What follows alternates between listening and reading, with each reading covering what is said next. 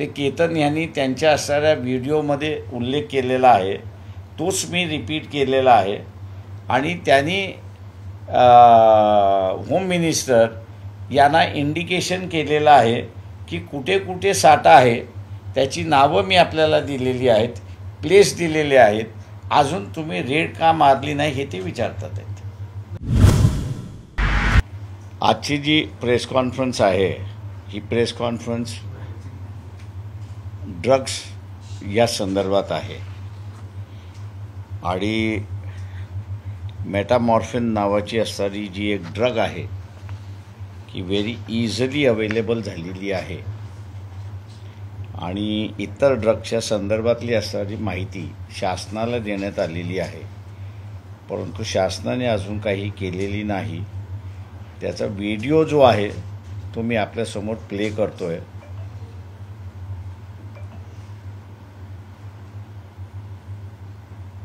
मी Ketan Tirodkar Indo China बॉर्डरवरून बोलत आहे. ड्रग ट्रॅफिकिंगमध्ये पुणे पोलीस, नाशिक पोलीस आणि नार्कोटिक्स कंट्रोल ब्युरोला थांबवलं जात आहे तपास करण्यापासून. चांगल्या अधिकाऱ्यांना रोखण्यात आलेलं आहे. देवेंद्र फडणवीस हा काही मंत्र्यांना संरक्षण देण्याकरता ह्यामध्ये इंटरफिअर करत आहे. देहू रोड मामुर्डीपासून ते तुंगार्ली व्हॅली गोल्ड व्हॅलीपर्यंत 10,000 करोडचा ड्रगचा साठा पडलेला आहे. मी स्वतः देऊन तुम्हाला द्यायला तयार आहे. देवेंद्र फडणवीस, तुमच्यामध्ये जर दम असेल तर मला तुम्ही सपोर्ट करा, नाही तर अटक करा. तुमच्या 4 जूनच्या काउंटिंगच्या आधी जर मी सांगितलेल्या लोकेशन्सवर तुम्ही रेड मारली नाहीत तर तुमच्या बंगल्यासमोर येऊन मी आत्महत्या करेन. हे तुम्हाला मी जनतेच्या भल्याकरता सांगत आहे, घाबरून सांगत नाही आहे. पुण्याचे माजी पोलीस आयुक्त रितेश कुमार यांनी ससून हॉस्पिटलमध्ये ललित पाटीलकडे जप्त झालेले 4 पैकी 2 मोबाईल हे मागून घेतले आयोगाकडनं देवेंद्र फडणवीसच्या सांगण्यावरनं. त्यामध्ये कोणाचे नंबर होते? ललित पाटील तळवजा जेलमध्ये असताना ज्या सॅटेलाईट नंबरवरून लंडन स्थित कैलाश राजपूतशी बोलायचा ते नंबरही मी देवेंद्रला दिले होते. त्यांनी त्याही बाबतीत काही ॲक्शन घेतली नाही आहे. मी हे नंबर्स, ही लोकेशन्स, व्हिडिओ, गाड्यांचे नंबरचे फोटो हे सगळं इथे देत आहे. ज्यांना कोणाला वाटत असेल मी खोटं बोलत आहे त्यांनी व्हेरीफाय करावं. देवेंद्र फडणवीसा, नागपूरला येऊन विधानसभा निवडणुकीमध्ये तुझ्या इज्जतीचे झेंडवडे काढीन. मी केतन तिरोडकर इंडो चायना बॉर्डरवरनं बोलत आहे. याची फुल व्हिडिओ जी आहे ती मी आपल्याला सर या ठिकाणी हे करतोय, ग्रुपवरती पाठतोय. बेसिकली याच्यामधला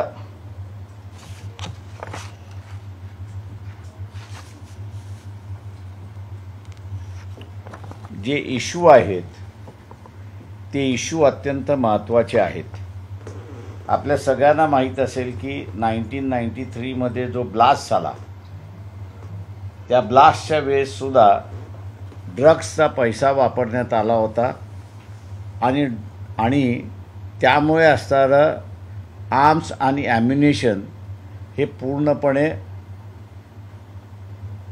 मुंबईमध्ये आलं आणि मुंबईमधला ब्लास्ट झाला अशी असणारी परिस्थिती आहे.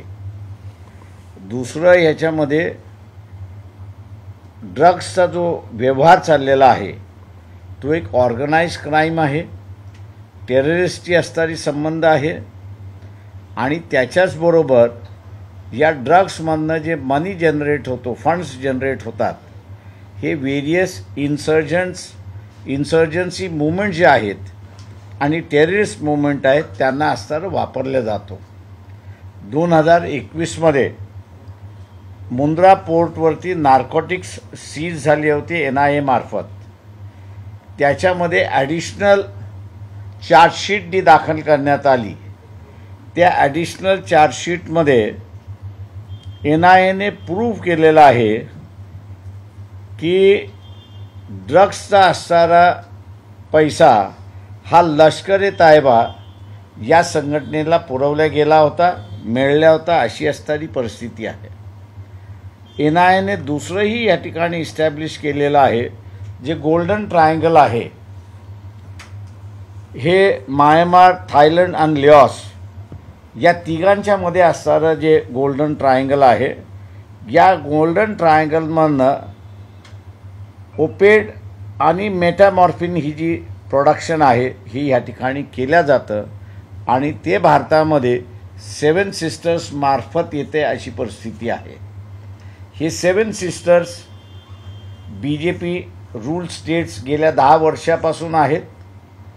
आम्ही सवाल या ठिकाणी असताना विचारतोय की हा इंडो चायना बॉर्डरवरनं रिलीज केलेला असणारा व्हिडिओ आहे आणि त्यांनी देवेंद्र फडणवीस यांना असणारा प्रश्न केलेला आहे की तुम्ही यांच्यावरती ॲक्शन का घेत नाही, हा सगळ्यात भाग आहे. ॲक्शन घेत नसल्यामुळे डाऊट्स यायला लागलेत की भारतीय जनता पक्षाचं असणारं जे सरकार ह्या 7 सिस्टर्समध्ये आहे त्याच्यापैकी कोणी इन्वॉल्ड आहे का, आणि त्यांचं इन्व्हॉल्वमेंट असल्यामुळे ॲक्शन होत नाही का, अशी एक परिस्थिती आहे. आम्ही असणारं देवेंद्र फडणवीस याच्यामध्ये इन्वॉल्ड आहेत असं अजिबात म्हणत नाही, परंतु ड्रग्सचा जो साठा आहे तो साठा हा नाशिक ते लोणावळा या दरम्यान त्या ठिकाणी स्पेसेस मांडण्यात आलेले आहेत. त्याची जागाही त्या ठिकाणी दाखवण्यात आलेली आहे, परंतु अजूनही तिथे रेड होत नाही अशी असणारी परिस्थिती आहे.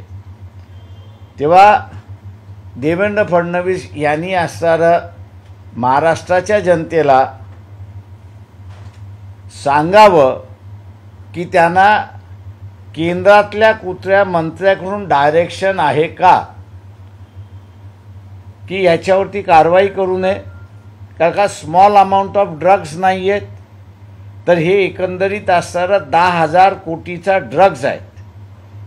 मध्यंतरी एक बातमी आली होती आणि ती म्हणजे पोटबंदर वरती 18,000 कोटीचा ड्रग्स त्या ठिकाणी सापडण्यात आले होते. आज असणारं हे ड्रग्स कुठल्या एजन्सीच्या ताब्यात आहेत?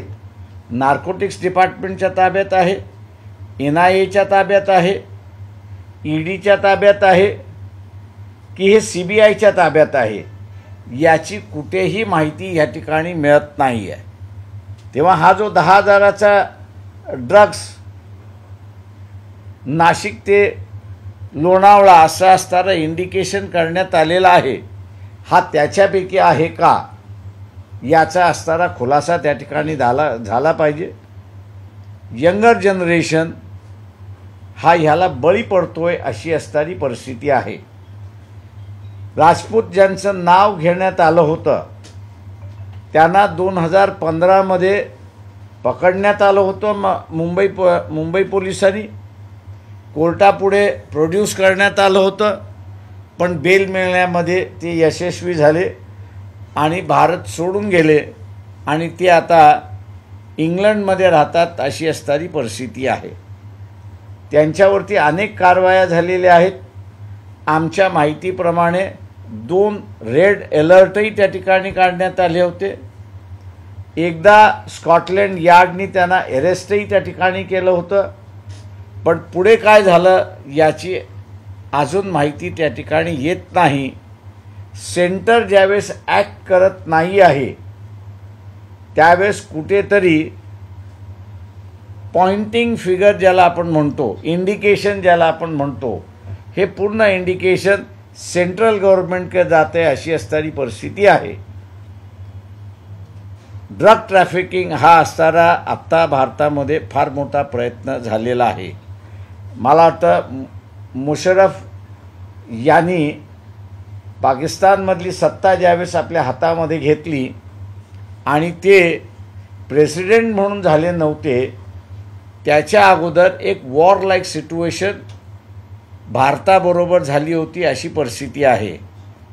आणि त्या दरम्यान पाकिस्तानमधले असणारे जे ड्रग लॉर्ड्स आहेत त्यांचं असणारं विधान आलं होतं की ड्रग लॉर्ड जे आहेत ते 10 दिवसाची निधी हा वॉर लढण्यासाठी त्या ठिकाणी देतील अशी परिस्थिती आहे.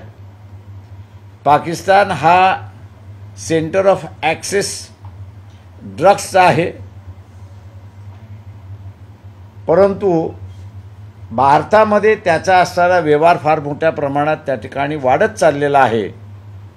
भारतीय जनता पक्ष हे असणारं आम्ही कारवाई करतो पाकिस्तानच्या विरोधात असं त्या ठिकाणी दिसतंय, परंतु ड्रग्सच्या संदर्भातला असणारा कुठलाही कारवाई अजूनपर्यंत त्या ठिकाणी झालेली नाही. आणि म्हणून डेप्युटी चीफ मिनिस्टर महाराष्ट्राचे देवेंद्र फडणवीस कारवाई का झाली नाही माहिती आपल्याकडे आल्यानंतर ही महाराष्ट्राच्या जनतेला त्यांनी सांगावी अशी मागणी वंचित बहुजन आघाडी करते. आपण आता विचार. सर, तुम्ही नाशिकचा उल्लेख केला. पुण्यात काही दिवसापूर्वी ललित पाटील या ड्रग्स माफियाला अटक करण्यात आलेली होती. तो काही दिवस फरार सुद्धा होता. मात्र यामध्ये नाशिकचा वारंवार उल्लेख केला जात होता. नाशिकमध्ये त्याची ड्रग फॅक्टरी होती आणि यामध्ये कथितपणे काही मंत्र्यांचं नाव घेतलं जात होतं. तुमचा रोग त्या दिशेने आहे का? आणि तुम्ही सुद्धा नाशिक ते लोणावळ्याचा उल्लेख केला. तर मी असा उल्लेख जो केलेला आहे ते केतन यांनी त्यांच्या असणाऱ्या व्हिडिओमध्ये उल्लेख केलेला आहे, तोच मी रिपीट केलेला आहे. आणि त्यांनी होम मिनिस्टर यांना इंडिकेशन केलेलं आहे की कुठे कुठे साठा आहे, त्याची नावं मी आपल्याला दिलेली आहेत, प्लेस दिलेले आहेत. अजून तुम्ही रेड का मारली नाही हे ते विचारतात आहेत. नाही सर, मुद्दा असा उपस्थित राहतो की जे केतन तिरोडकर उपस्थित करतायत मुद्दा, केतन तिरोडकरांची विश्वासार्हता काय? त्यांच्यावरही अनेक मुद्दे यापूर्वी अनेक गुन्हे दाखल झालेले आहेत. तुम्ही थेट त्यांच्या व्हिडिओवर तुम्ही एवढे थेट दावे करताय, आरोप करताय, म्हणून हा प्रश्न, बाकी काही. प्रश्न असा आहे, माझ्या अंदाजानं once an accused always an accused अशी थिअरी तुम्ही बिलीव्ह करताय. मी असं मानणार आहे की Ketan is known for various things, पण एक गोष्ट त्याच्यामधली असं आहे की he is being fighting for drugs for a long period of time त्या सगळ्या ह्याच्यामध्ये. त्याच्यामुळे ही चॅलेंज केलेला मुद्दा जो आहे तो महत्त्वाचा असं मी त्या ठिकाणी मानतो आहे. आणि नार्कोटिक्स ड्रग्स डिपार्टमेंट मुंबई जर आपण असणारं त्यांना विचारलं तर हा जो राजपूत आहे या राजपूतला पकडलेला आहे. त्यांच्या असणाऱ्या रेकॉर्डमध्ये हा MD म्हणून जे असणारं ड्रग आहे त्याचा हा किंगपिन आहे.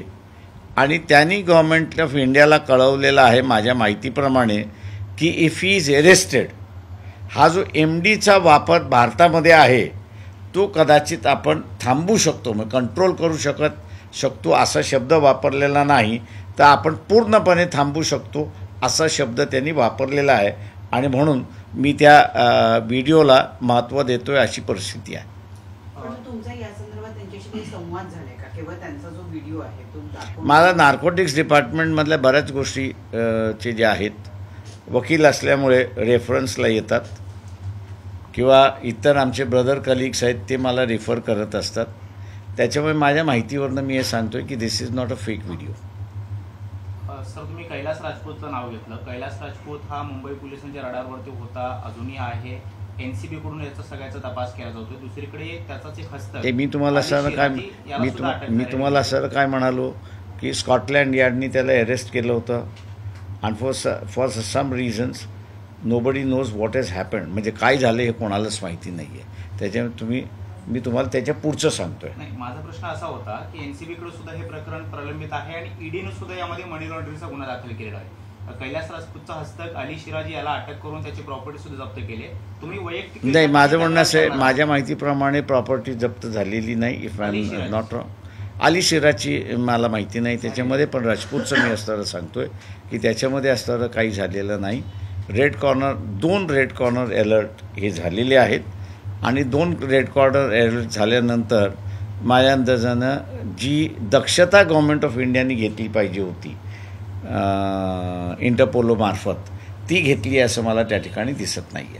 बाळासाहेब, 7 सिस्टर्सपैकी मणिपूरमधली जी अशांतता आहे त्याच्याशी या ड्रग ट्रॅफिकिंगचा काही संबंध असू शकतो? मी कॉन्फिडेंटली काही सांगू शकत नाही, पण देर आर पॉइंटर्स असं मी त्या ठिकाणी म्हणेन. देशभरात सुरू असलेल्या ज्या निवडणुका आहेत सध्या एक मिनिट हे संपवत मग घेऊन. नाही, त्याचा आणि या तुम्ही जो खुलासा करताय त्याचा थेट काही संबंध आहे का? कशा पद्धतीनं त्या निवडणुकांमध्ये या सगळ्या गोष्टी परिणाम प्रश्न असा आहे की ड्रग्स जो फंड आहे तो कशालाही वापरला जाऊ शकतो. आत्तापर्यंत इस्टॅब्लिश झालेलं आहे की ते ह्युमन ट्रॅफिकिंगसाठी वापरण्यात आलेला आहे, तो असणारा क्रिमिनलायझेशनसाठी वापरण्यात आलेला आहे, तो विद्यार्थ्यांना ड्रगिस्ट करण्यासाठी त्या ठिकाणी झालेला आहे, किंवा तो असणारा जसं मुंद्रा पोर्टमध्ये NIA म्हटलेलं आहे टेररिस्ट दहशत ऑर्गनायझेशनला सुद्धा त्या ठिकाणी देण्यात आलेलं आहे. आता हा फंड पॉलिटिकल पार्टीजना गेलेला आहे का, हा मला वाटतं इन्व्हेस्टिगेशनचा भाग आहे असं मी त्या ठिकाणी मानतोय. तेरोडकर यांच्या व्हिडिओच्या माध्यमातून तुम्ही हे प्रश्न उपस्थित केलेले आहेत आणि गृहमंत्र्यांनी सुद्धा यामध्ये कारवाई का केली नाही असा प्रश्न विचारतायत तुम्ही वैयक्तिकरित्या काही तक्रार त्यांच्या माध्यमापर्यंत पोहोचवणार आहात का, किंवा NCB जे या सगळ्या प्रकरणाचा तपास करतात? ते नाही, माझं म्हणणं असं आहे की व्हॉइस रेज करणं हा पॉलिटिकल पार्टीचं काम आहे. आम्ही रेज केलेलं आहे, गव्हर्नमेंटकडे निश्चितपणे त्याला असणारं फॉलोअप करू.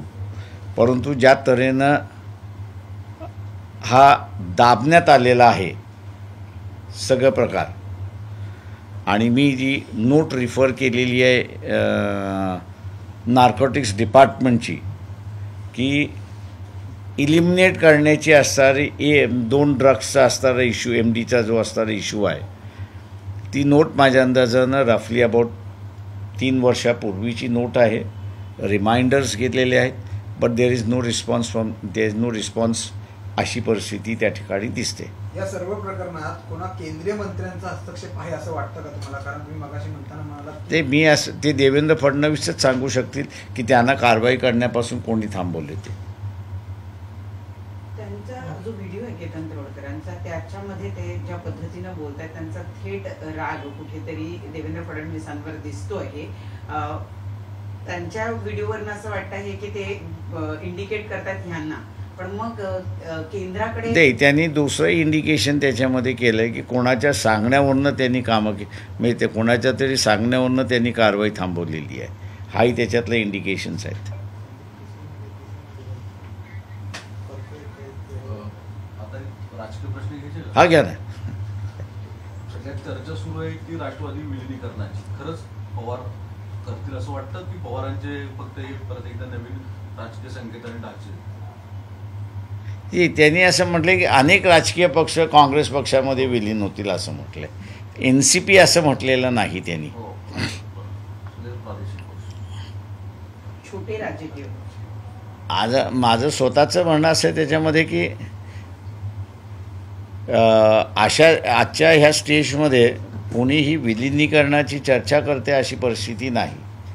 फ्युचरमध्ये विलिनीकरण होईल का असं जर आपण विचारलं तर माझ्या दृष्टीने असणाऱ्या पॉलिटिकल पार्टीज विलिनीकरण करतील असं इंडिकेशन नाही.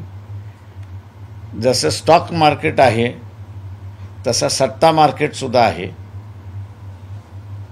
तेव्हा सट्टा मार्केटमधलं येणाऱ्या गव्हर्नमेंटचं इंडिकेशन आपण असणारं पाहिलं तर त्यांनी आता 300च्या खाली असं रुलिंग पार्टीला दाखवलेलं आहे.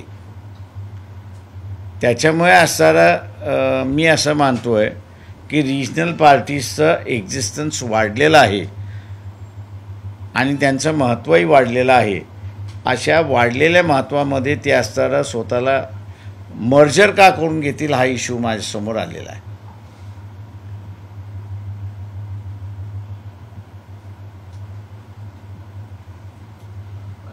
पण मग तो प्रश्न असं बोलण्याचं कारण काय, त्याचा काय परिणाम होऊ शकतो? म्हणजे त्यांनी राष्ट्रवादीबद्दल म्हटलेलं नाहीये, ते म्हणाले की सगळे छोटे राजकीय पक्ष, मग असं म्हणण्यामागचं कारण काय असेल? त्याचा काय परिणाम होऊ? त्यांनीच असणारा खुलासा करावा. तर त्यांचं इंडिकेशन असणारं माझ्या अंदाजानं शिवसेनेकडे आहे असं मी त्या ठिकाणी मानतो आहे. का ते पॉझिटिव्हनेस ज्या पॉझिटिव्हली असणारं नरेंद्र मोदींनी, प्राईम मिनिस्टर नरेंद्र मोदींनी म्हटलं की उद्धव ठाकरेंना अडचण आली तर मी धावून जाईन असं जे इंडिकेशन दिलेलं आहे त्या इंडिकेशनला धरून शरद पवारांचं हे स्टेटमेंट मी लिंक करतो आहे की येत्या काळामध्ये सेना माईट मर्ज. आता कुठची सेना हा इश्यू आहे. उद्धव ठाकरे हे सुद्धा त्यावरती म्हणाले की आमची शिवसेना ही आता छोटा पक्ष राहिलेला नाही. ते माझं म्हणणं कोणी म्हणेल, पण इंडिकेशन जे आहे त्या इंडिकेशन्सवरती बोललो मी. आंबेडकर साहेब, मुंबईमध्ये गेल्या काही दिवसांमध्ये गुजराती मराठी वाद परत एकदा दिसून येतोय. तुमचं पक्षाची यावर काय भूमिका आहे? कारण तुमची निवडणूक लढतातून आहे ठिकाणी. हा माझं सरळ म्हणणं येते की इथे असणारा हा गुजराती मराठी वाद येऊ शकत नाही. याचं कारण असं आहे की जुन्या अवस्थेमध्ये स्वातंत्र्यानंतरही बॉम्बे स्टेट हे जसंच्या तसं राहिलं. बॉम्बे स्टेटचे 2 भाग झाले, एक महाराष्ट्र झाला आणि गुजरात झाला.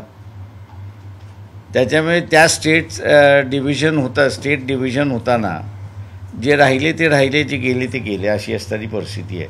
त्याच्यामुळे हा वाद निरंतर आहे, पॉलिटिकल वाद आहे असं मी त्या ठिकाणी मानतो आहे. आणि जे कोणी उपस्थित करतात आहेत त्यांना त्यांची चमडी बसवायची आहे. याचं कारण की सत्ता असताना, म्हणजे राज्यामध्ये सत्ता असताना आणि कॉर्पोरेशनमध्ये सत्ता असताना ठेकेदारी कोणाकोणाला दिली हा त्याच्यातला महत्त्वाचा भाग आहे. तुम्ही महाराष्ट्रातल्या माणसाला ठेकेदारी, म्हणजे मराठी माणसाला ठेकेदारी दिली की नॉन मराठी माणसाला ठेकेदारी दिली, हा खरा प्रश्न आहे. आणि तो वादातीत होऊ नये आणि त्याची माहिती येऊ नये म्हणून काही जण वेगवेगळ्या मार्गाने गुजराती मराठी वाद काढत असतात.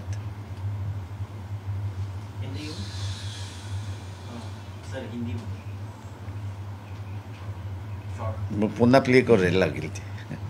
नाही ते आहे, व्हिडिओ देईल. अच्छा, व्हिडिओ टाकला.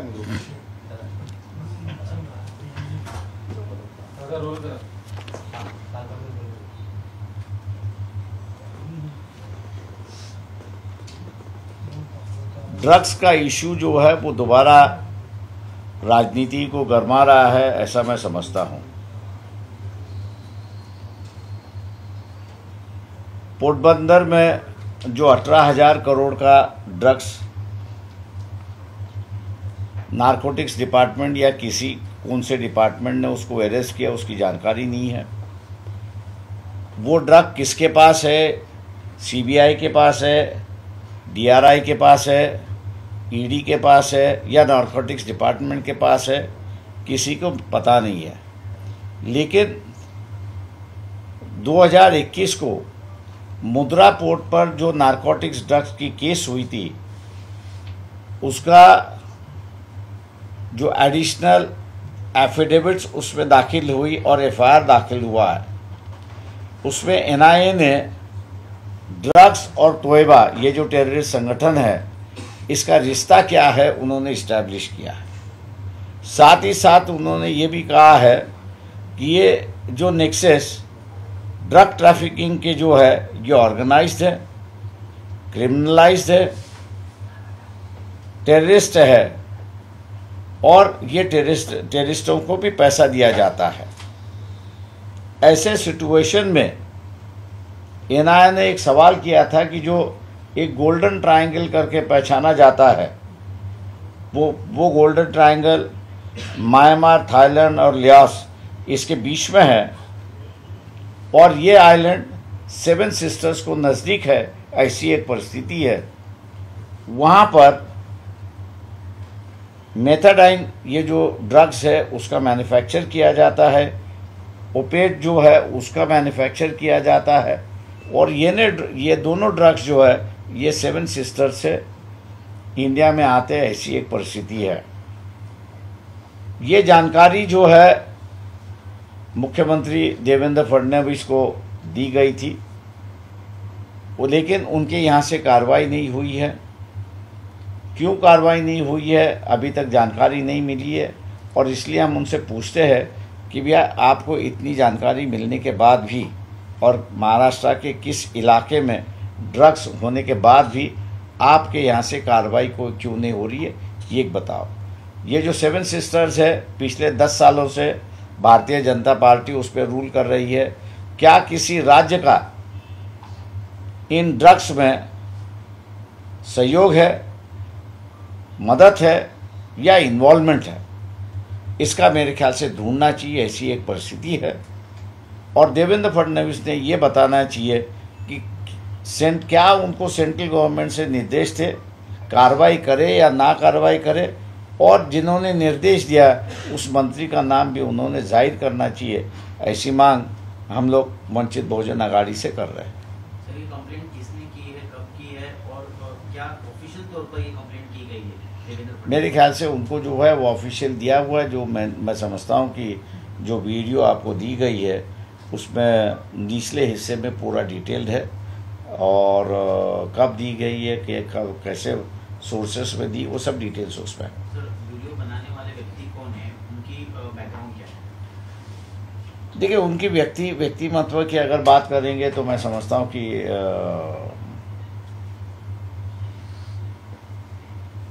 मराठी में जिसको कहते कि वादग्रस्त, ऐसी उनकी व्यक्तिमत्व है। मैं जानता हूँ उनको, दोनों तरफ से है एक बात है। लेकिन जो वीडियो की जो जानकारी है ये मैं कहूँगा कि सही है और इस पे कार्रवाई होनी चाहिए। व्यक्ति के बजाय जो इन्फॉर्मेशन है उस इन्फॉर्मेशन में कार्रवाई होनी चाहिए, ऐसा मैं मानता हूँ। क्या जिस व्यक्ति ने ये आरोप किए हुए हैं वो सामने आकर ये आरोप क्यों नहीं कर रहे? मेरे ख्याल से उन्होंने सामने ही किया है, वीडियो भेजा है, बातचीत हुई है और वही चैलेंज कर रहे हैं कि भैया 4 तारीख के पहले अगर आप करते हो तो ठीक है, नहीं तो मैं आपके सामने जो कुछ करना है वो करूँगा। उनके आरोपों को आप खुद एंडोर्स कर रहे हैं? मैं जो चार्ज है वो चार्ज सही है। ड्रग्स डिपार्टमेंट, नारकोटिक्स डिपार्टमेंट जो है उनसे मैंने कुछ पूछताछ भी की, नहीं ऐसा नहीं है।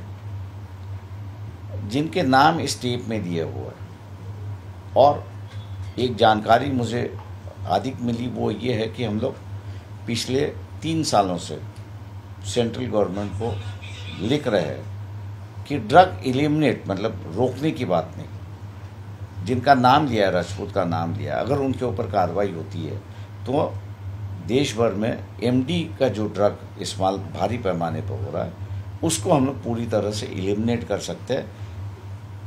और इसलिए वो केंद्र सरकार के पीछे लगे हुए कि उनको कार्रवाई होनी चाहिए। जिस शख्स का नाम लिया गया है उसको रेड अलर्ट है, 2 साल से रेड अलर्ट है। पिछले कुछ महीने पहले उनको स्कॉटलैंड यार्ड ने भी अरेस्ट किया हुआ था, लेकिन वहाँ क्या हुआ पता नहीं, छूट गए या अरेस्ट है वो भी पता नहीं है। लेकिन सरकार से कोई कार्रवाई हो रही है ऐसा दिखाई नहीं देता है। ये इशू आप रेज कर रहे हैं, लेकिन क्या वंचित बहुजन आघाड़ी खुद कोई ऑफिशियल कंप्लेंट करेगी इस मामले में? देखिए, ये तो पब्लिक अवेयरनेस का बात कर रहे हैं हम लोग। कंप्लेंट तो पहले ही कर चुके हैं। कंप्लेंट करने जिन्होंने वीडियो बनाया वही खुद कह रहा है कि मैंने कंप्लेंट की है, जानकारी दी है, सब कुछ दी है और वो भी होम मिनिस्टर को दे दी है। तो मेरे ख्याल से वहाँ से कार्रवाई जब नहीं हो रही है तो मैं समझता हूँ कि आम जनता के सामने ये ला के एक सरकार को मजबूर करे कि वो कार्रवाई करे। देश में चुनाव का माहौल है, उसके बीच आप आज ये प्रेस कॉन्फ्रेंस लेकर आरोप कर रहे हैं, क्या उसमें कोई संबंध दिख रहा है आपको चुनाव में और इस ड्रग पैकेट? मैं वही कह रहा हूँ कि अभी तक जो है एनआईए ने किन किन के साथ में संबंध है, वो जो है क्या ड्रग्स और इलेक्शन इनका कोई संबंध, फंडिंग का संबंध है क्या, वो मेरे ख्याल से जांच होना ज़रूरी है। और ये अगर जांच होती है तो मेरे ख्याल से अभी अगर जांच होती है तो इलेक्शन के साथ में इनका कोई रिश्ता है वो पता चल सकेगा। सर, एक दूसरा सवाल था, पीएम्स इकोनॉमिक काउंसिल ने एक स्टडी किया है जिसमें ये पता चला है कि माइनॉरिटी का पॉपुलेशन 1950 से 2015 तक बढ़ गया है इंडिया में, और जबकि हिंदू का पॉपुलेशन है वो कम होते जा रहा है, वो घट रहा है। सेंसस के और उनके फिगर्स मेरे ख्याल से अलग अलग बात करते हैं। अब बिलीव किसको करे, सेंसस को बिलीव करे या ये जो एक इंटेलेक्चुअल बॉडी है उसको बिलीव करे, जो फिजिकल वेरिफिकेशन करके फिगर दे रहा है उसको बिलीव करे, या जो टेबल पर बैठ के रिपोर्ट लिख रहा है उस पर बिलीव करे।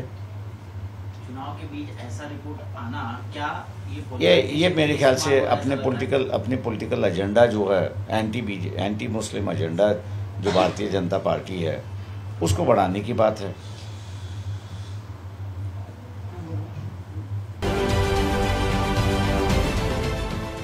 देश विदेशातील प्रत्येक घडामोडींचे लाईव्ह अपडेट मिळवण्यासाठी आता साम टीव्हीच्या सर्व सोशल मीडिया प्लॅटफॉर्मला लाईक, फॉलो आणि सबस्क्राईब करा। तसंच सर्व नोटिफिकेशनसाठी बेल आयकॉन प्रेस करायला विसरू नका।